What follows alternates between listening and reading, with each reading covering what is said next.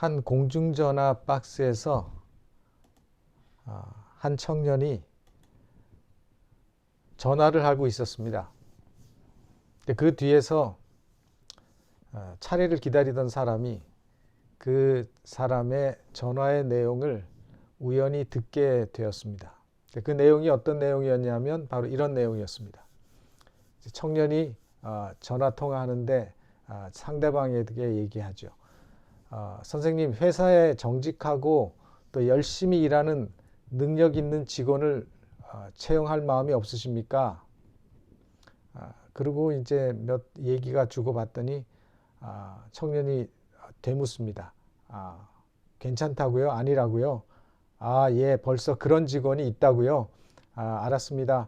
어찌됐든 감사합니다. 그러면서 수화기를 내려놓고 이제 돌아서서 가는데 잡을 찾다가 거절당하고 가는 사람인데 그 사람이 휘파람을 불면서 아주 기분 좋게 자기 차 쪽으로 가는 모습을 보고 참 이상했습니다. 그래서 물어봤어요. 여보게, 잠깐만, 젊은 양반, 내가 들으려고 들은 게 아니라 통화 내용을 듣게 됐는데 지금 당신은 그 일자리를 구하다가 퇴짜를 맞은 것 아닙니까? 그렇게 물었어요. 그랬더니 네, 맞습니다. 퇴짜를 맞았습니다. 근데 뭐가 그렇게 신이 나서 싱글벙글 휘파람까지 불면서 기분 좋게 갑니까? 이제 그렇게 물어봤어요. 그랬더니 이 젊은 사람이 뭐라고 얘기하는가 하면 왜냐하면 제가 제가 일하고 있는 그 직장에다가 제가 전화를 한 겁니다. 그리고 그 직장에서 그 정직하고 열심히 일한다는 능력 있는 직원이 바로 접니다. 그냥 한번 전화해봐서 사람들이 나를 어떻게 생각하고 있는지 한번 알아본 겁니다. 이제 그런 얘기를 했어요. 뭐 있을 수 있는 얘기죠. 근데 이 이야기는 뭐 일반적으로 우리가 적용하기는 쉽지 않은 얘기지만 사실 이런 평가를 받는 사람이 되고 싶은 마음이 모든 사람들에게 있을 것입니다. 마가복음 6장 1절에 보면은 예수님께서 사람에게 보이려고 그들 앞에서 너희의 의를 행치 않도록 주의하라. 그렇지 아니하면 하늘에 계신 너희 아버지께 상을 얻지 못하느니라 하는 말씀이 있습니다. 우리가 작년에 이미 이 산상보훈에 있는 말씀을 우리가 살펴보면서 이 말씀도 우리가 살펴봤죠. 이 말씀은 위선에 대한 말씀이기도 하죠. 사람에게 보이려고 사람 앞에서 의로운 행동을 하는 것, 의를 행치 않도록 주의하라. 다른 사람들에게 보이려고 의를 행하지 말아라. 다른 사람들에게 의를 보이려고 의를 행한다라고 하는 그 말씀을 하지 말라고 하신 말씀을 다시 생각해 보면 이 말은 이렇게도 우리가 해석할 수 있어요. 다른 사람이 보지 않아도, 다른 사람들이 너를 눈여겨보지 않아도 의를 행하는 사람들이 되라는 말씀으로 우리가 받아들일 수도 있는 것입니다.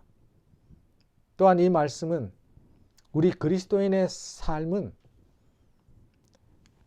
교회 안에서만, 교인들과의 관계에서만 그리스도인으로 사는 것이 아니라 언제나 그리스도인이 되어야 한다는 것에 대해서 말씀하시고 있는 것입니다.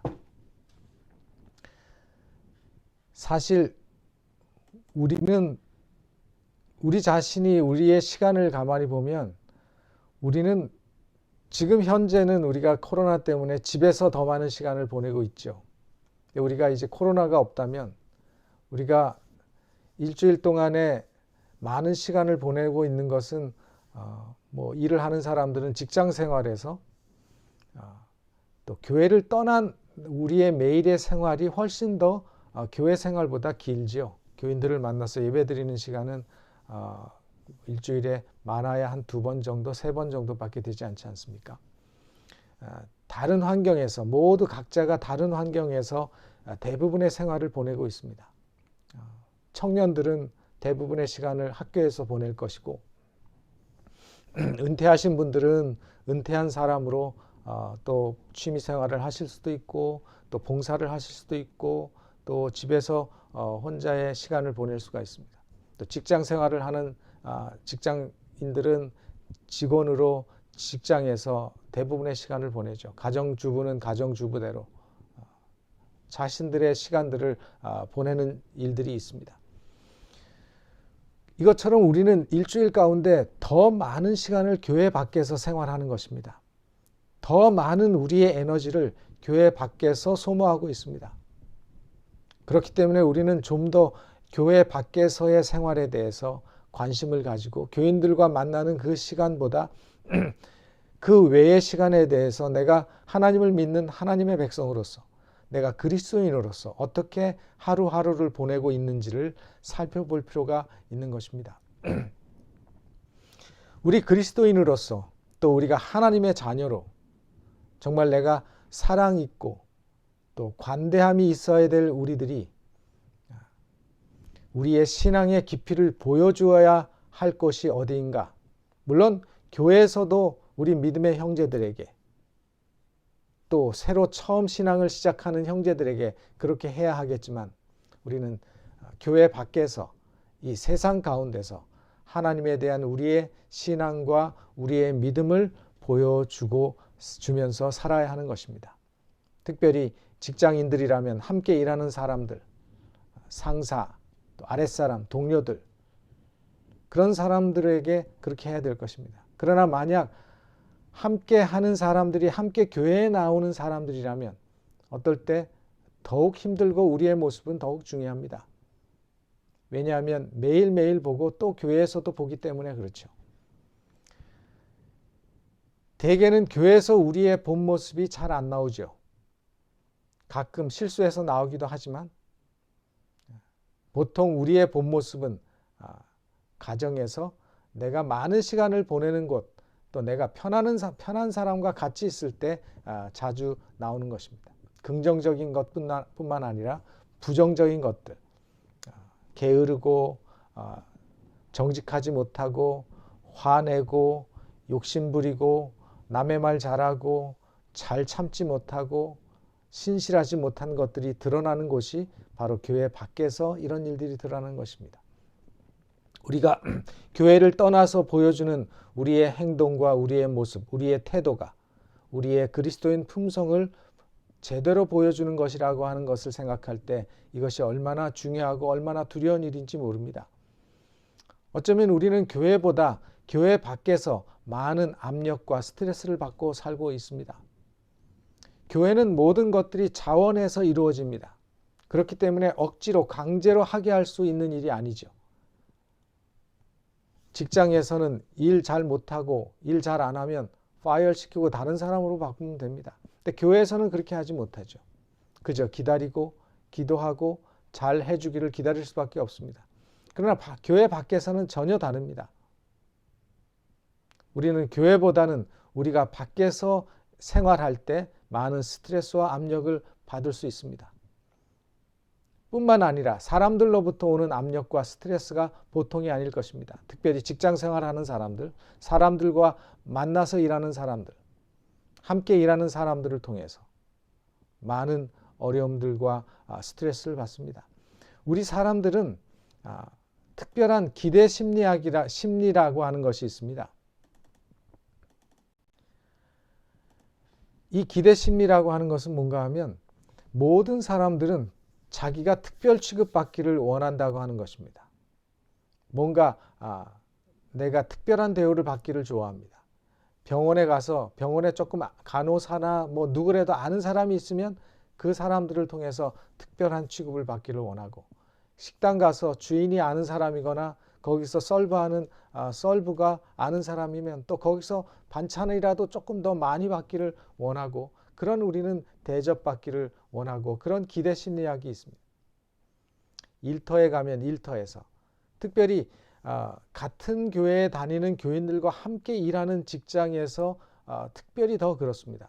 제가 한때 목회했던 어떤 교회는 교회에서도 만나고 또 직장에 가면 직장에서도 그 장로님 만나고 그 집사님 만나고 그 교인들을 만나는 그런 함께 일하는 직장에서 일하는 분들이 있었어요. 그래서 주인은 주인대로 직원은 직원대로 뭔가 특별한 기대를 합니다. 주인은 그리스도인 일꾼이니까 더 열심히 해주기를 바라고, 또 직원은 그리스도인 사장님이니까 좀 더 우리에게 너그럽고 관대하게 해주기를 바라는 것입니다. 그런 모습 속에서 그것이 자신들의 기대가 만족되지 않으면 실망하고 시험을 받게 되는 일들을 저는 보았습니다. 우리가 교회를 떠나서 보여주는 우리의 행동과 모습, 우리의 태도가 우리의 진짜 그리스도인 품성을 보여주는 것이라고 하는 것입니다. 로마서 12장 11절에 보면 부지런하여 게으르지 말고 열심을 품고 주를 섬기라고 말씀을 하고 있습니다. 이 말은 일에는 부지런하고 주를 섬기는 일에도 열심을 품고 주를 섬기라는 말입니다. 다시 말하면 같은 급으로 일하라는 거죠. 같은 급으로. 교회에서 하는 것처럼 밖에서도 똑같이 하라는 것이죠. 어떤 그 책에 이런 기도문이 실려 있는 것을 제가 재밌게 읽었습니다. 제목이 뭐냐면 그렇지만 주님이라는 기도의 제목입니다. 그렇지만 주님. 주님이 말하는 대로 말하겠습니다. 그렇지만 장사를 할 때는 별도로 해 주십시오. 주님이 가라는 대로 가겠습니다. 그렇지만 교회만큼은 매주일 가라고 하시지 마십시오. 주님이 바치는 대로 헌금하겠습니다. 그렇지만 체면 유지 정도로 조정해 주십시오. 주님이 지라는 대로 십자가를 지겠습니다. 그렇지만 짐꾼을 사서 대신 지게 해도 그게 그거겠지요. 주님이 사랑하라는 대로 사랑하겠습니다. 그렇지만 당장 하라고는 하지 마시고 내일로 미루어 주십시오. 이렇게 기도하시는 분이 우리에게는 자주 보이지 않습니다. 또 우리 교인들 가운데는 이렇게 기도하시는 분이 한 분도 없다고 저는 생각합니다. 교회 밖에서보다 교회에서의 우리의 신실성이 더 중요하다고 말할 수 없습니다. 교회 밖에서 우리 그리스도인의 품성과 믿음이 분명하게 보여지고 드러나야 하는 것입니다. 하나님께서는 많이 받은 자에게 많이 요구하신다고 말씀하셨습니다. 그것이 재정적인 축복이든 그것이 영적인 축복이든지 많이 받은 자에게서 많이 요구하신다고 말씀하셨습니다. 리더스 다이제스트의 인테그리티에 대한 말이 이렇게 나와 있는 것을 제가 봤습니다. 매년마다 경영자들은 대학 성적표를 보고 지원자를 추리고 인증된 사람들에게 특별한 자리를 줍니다. 그 후에는 그들이 어떻게 변합니까? 명석한 두뇌를 가진 사람들, 에너지가 많던 사람들, 그들만의 노하우. 물론 이런 것들은 필요한 것들입니다. 만약 정상까지 올라가야 되고 중요한 결정권을 위임받아야 한다면 이 모든 것들 외에 또 한 가지 요소가 꼭 필요한데 이것은 능력을 발휘하는 것뿐만 아니라 그 효능을 2배, 3배로 만드는 것입니다. 이런 놀라운 특징은 오직 한 말로 묘사할 수밖에 없는데 그것은 바로 인테그리티라고 하는 말입니다. 여러분 이 말을 들어보셨습니까? 인테그리티라고 하는 말은 우리가 그렇게 흔히 듣지 못하는 말인데 많은 그 사전에는 뭐라 그랬냐면 그 의미가 신실함, 완전, 더러워지지 않은, 때가 묻지 않은 그런 뜻을 가지고 있어요. 다시 말해서 이런 사람들은 이중적이지 않고 또는 아닌데 그런 채 하는 외식하는 사람이 아니고 이런 사람들은 온전하고 헌하고 모든 것들은 조화롭게 작용하는 그런 사람들입니다. 이런 사람들은 아무것도 숨기거나 겁나는 것이 없죠. 이런 사람들의 생활은 투명합니다. 펼쳐진 책과 같아요. 그래서 그들은 신실하고 성실하고 일관된 사람들이죠. 이중적이지 않고 숨길 것이 없는. 그래서 예수님께서 오늘 마태복음 6장에 말씀하신 그 사람은 어떤 사람인가 하면 바로 이런 인테그리티를 가진 사람들입니다. 미국 사람들이 아주 좋아하는 가장 완벽한 사람들의 모습을 묘사할 때 이 인테그리티라고 하는 말을 많이 씁니다. 그래서 이 인테그리티라고 하는 그 평가를 저 사람은 인테그리티한 사람이라고 하는 그런 평가를 받기가 참 쉽지 않은 것입니다. 이 인테그리티한 사람들은 쉬운 길을 택하지 않습니다. 쉬운 선택을 하지도 않습니다. 한때의 즐거움을 위해서 선택하지도 않습니다. 무엇보다도 이 인테그리티를 가진 사람은 아무도 나를 보지 않고 점검하지 않고 혼자 있을 때 우리의 모습이 어떠함을 말해주는 것이 바로 이 인테그리티한 사람들의 성실함인 것입니다. 이런 특징이 우리 그리스도인들이 교회 밖에서 보여주어야 할 모습이라고 하는 사실입니다. 성경은 이렇게 말씀을 합니다. 어디서 들리는지 좀 아이들 소리가 많이 들리네요. 레위기서에 이런 말씀이 있습니다. 너희는 재판에든지 도량형에든지 불의를 행치 말고 공평한 저울과 공평한 추와 공평한 에바와 공평한 흰을 사용하라. 나는 너희를 인도하여 애굽 땅에서 나오게 한 너희 하나님 여호와니라.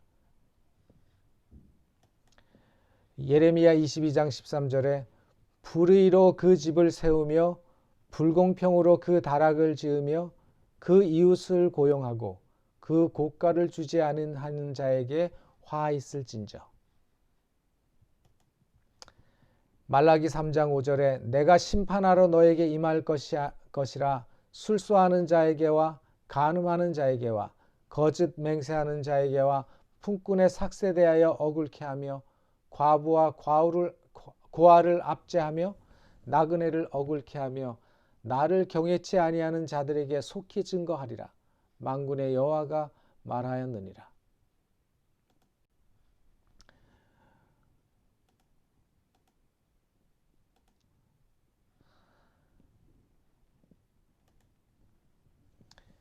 우리가 우리에게 유익할 때만 아니고 항상 성실하고 우리는 정직해야 합니다. 사업상 거래에서 책망받을 만한 것이 있어서도 안 될 것입니다. 하나님을 향한 우리의 믿음이 우리의 생활에 영향을 미쳐야지, 하나님을 믿는 그 신앙이 우리의 신앙에, 우리의 삶에 영향을 미치지 않는다면 우리의 신앙은 아무것도 아닌 것입니다. 그것은 참 신앙도 아닙니다. 제가 우리 교회에 처음 나오게 된 한 집사님의 간증을 들게 됐습니다. 간증을 들었습니다. 물론 우리 지금 동북교회는 아니고요. 제가 다른 교회에 있을 때 그 집사님은 샌디에고에서 한 샌드위치 가게에서 일을 하게 되었다고 합니다. 근데 그 가게에는 여러 명의 멕시코 사람들이 함께 일을 했는데 걔들이 참 일을 제대로 안 하고 또 일도 잘 못했다 그래요. 어떨 때는 말도 없이 나오지도 않고. 근데 그 주인 아주머니가 그 멕시코 사람들을 얼마나 인격적으로 그 사람들을 대하고 신사적으로 대해주는지 직원이 그 사장님한테, 그 주인한테 감동을 받았어요. 어떻게 저렇게 할 수 있을까? 저렇게 일도 안 하고 저렇게 힘들게 하는데 어떻게 저 아주머니는 저렇게 할 수 있을까? 근데 가만히 보니까 그 주인 아주머니가 다니는 교회가 제7일 안식일 예수 재림교회였어요. 근데 이 주인 아주머니가 이 처음 미국 와서 그 샌드위치 가게에서 일하는 이분한테 교회 한번 나와 보세요. 그런 말 한 번도 한 적이 없었어요. 근데 이분이 그 샌드위치 가게에서 일하면서 그 종업원들에게 대하는 그 주인의 너그러움과 그 아름다운 품성을 보고 그 주인이 나가는 교회에 관심을 가지기 시작했고, 그리고 나도 저기 그 교회 좀 나가면 안 됩니까?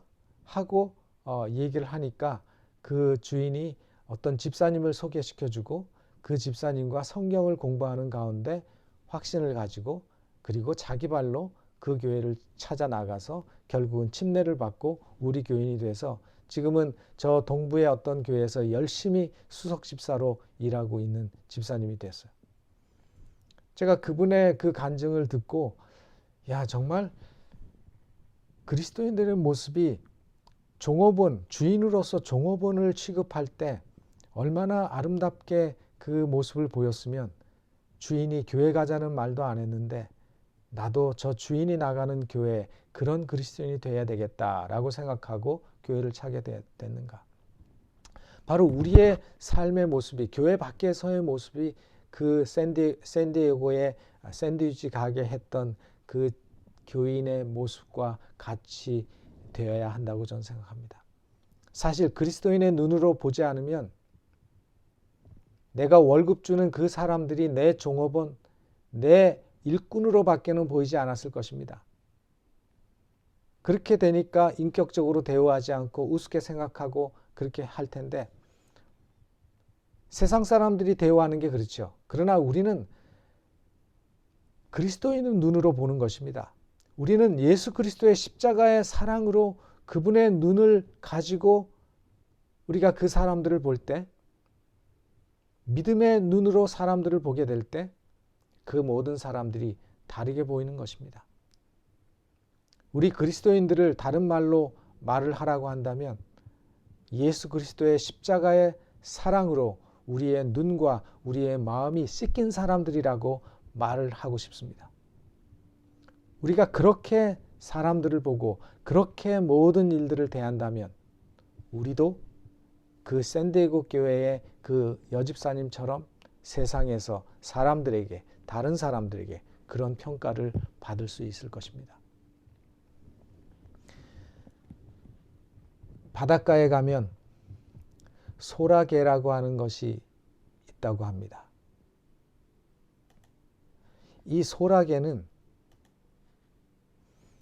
태어날 때는 그냥 그 껍데기 없이 태어납니다. 근데 이 소라게는 여러 수백 종류의 게가 있는데, 어떤 거는 날 때부터 껍데기를 가지고 나오는 소라게도 있고, 어떤 거는 껍데기가 없이 그냥 태어나는 소라게가 있다 그래요. 근데 이 소라게들은 그 집이 있어야 살 수 있기 때문에 이 껍데기를 가지고 태어나지 못한 이 소라게들은 계속 다니면서 빈 소라 껍질을 찾아다닌다고 그럽니다. 그러다가 그 빈 소라 껍질을 하나 찾으면 이 자기가 가지고 있는 집게발을 벌려서 그 소라 껍데기의 입구를 이렇게 재어본다 그래요. 그리고 재어보고 나서는 그 집이 내 몸에 맞겠구나 하고 맞겠구나 생각이 되면 바로 지체하지 않고 그 속으로 꽁지부터 집어넣어서 그 속으로 들어가게 되죠. 그리고 그 안에서 이제 그 껍데기와 함께 삽니다.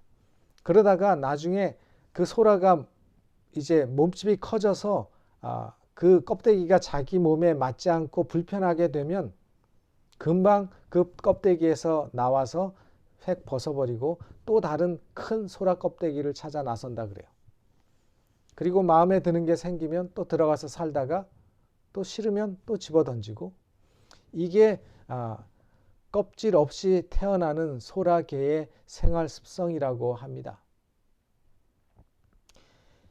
예수 믿는 사람 가운데서, 우리 그리스도인들 가운데서 마음이 근본적으로 변하지 않은 사람들은 소라게처럼 자주 자기 집을 바꾸는 버릇이 있을 것입니다.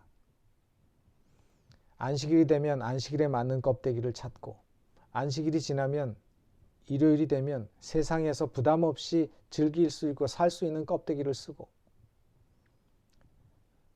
자기가 원하는 대로 이 옷을 입었다가 저 옷을 입었다가, 우리의 진정한 그리스도인의 옷은 하나뿐인데 적응을 너무 잘하는 것입니다. 그러나 진정한 그리스도인은 항상 그리스도인의 옷을 세상 사람들에게 보여주어야 하는 것입니다. 왜냐하면 예수 그리스도의 옷은 그거밖에 없고, 우리 그리스도인들이 가지고 다녀야 될 옷은 그거밖에 없기 때문에 그렇습니다. 그렇게 하기 위해서는 육신적인 것보다는 영적인 것을 더 귀하게 여기는 마음이 있어야 합니다. 그렇게 하기 위해서는 현세적인 것보다는 영적인 것을 더 귀하게 여기는 그 마음이 있어야 합니다. 그렇게 하기 위해서는 나를 중심으로 생각하기보다는 하나님의 말씀과 하나님의 말씀에 따라서 우리의 마음이 바뀌어야 하는데, 그렇지 못하면 우리는 그렇게 살 수 없습니다. 예수님은 우리를 소금이라고 말씀하셨습니다. 우리는 어디에 가서도 그 맛을 내는 사람이 되어야 한다고 말씀하셨습니다. 교회에서의 우리의 삶과 교회 밖에서의 우리의 삶이 달라서는 안 됩니다. 오늘 이 안식일 아침에 오늘 우리의 모습은 어떤가 한번 나를 생각해 볼 수 있는 시간이 되기를 간절히 바랍니다. 하나님은 우리의 모습이 진정한 그리스도인으로서 언제든지 하나님의 앞에 떳떳하고 사람들 앞에 떳떳하고, 하나님께서 우리를 보실 때 정말 너는 내 백성이다 라고 하는 그런 평가를 받는 하나님의 백성들이 되기를 간절히 바랍니다. 그래서 그 평가를 받는다면 우리가 어디에 가서 우리가 무엇을 하든지 사람들이 우리의 모습을 통해서 하나님의 품성을 보게 되고 하나님께 관심을 갖게 되고 우리의 모습을 통해서 우리에게 매력을 느끼게 될 것입니다. 그런 놀라운 은혜와 역사가 저와 여러분들의 삶을 통해서 일어나고 이루어지기를 간절히 바라면서 오늘 말씀을 마치겠습니다. 기도하시겠습니다. 하늘에 계시는 저희들의 아버지 하나님, 저희들에게 귀한 은혜를 주셔서 주님을 알게 하시고 또 주의 말씀을 보게 하시고 주의 말씀을 향해서 우리의 마음이 열리게 하시니 감사합니다. 오늘 주의 성령께서 우리에게 임하시고 우리가 우리를 바라보고 말씀의 거울에 비추어 정말 우리가 주님 안에서 진정한 그리스도인으로 살고 있는지를 바라보고 점검하는 시간이 되게 하여 주시옵소서.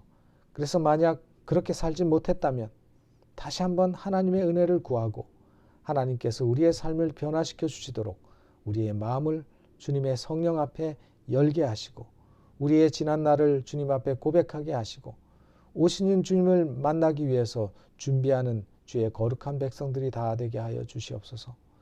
우리는 연약하여 잠시만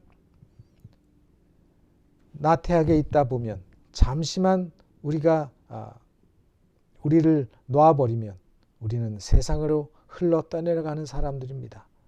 오직 주님을 늘 붙잡고 사는 저희들이 되게 하시고 늘 주님의 말씀을 우리 곁에 가까이 하는 마지막 시대에 하나님의 백성들이 되도록 도와주시옵소서. 어려운 시절에 우리가 우리의 믿음을 잘 지키게 하시고 또 우리의 건강도 주님 안에서 잘 보호받는 주의 백성들 되게 하여 주시옵소서. 아버지 하나님의 크신 은혜와 도우심이 또 한 주일을 살 때 우리와 함께 하시고 주의 거룩한 은혜와 함께 동행하는 우리 모두가 되게 하여 주시옵기를 우리 구주 예수님의 이름으로 기도하옵나이다. 아멘.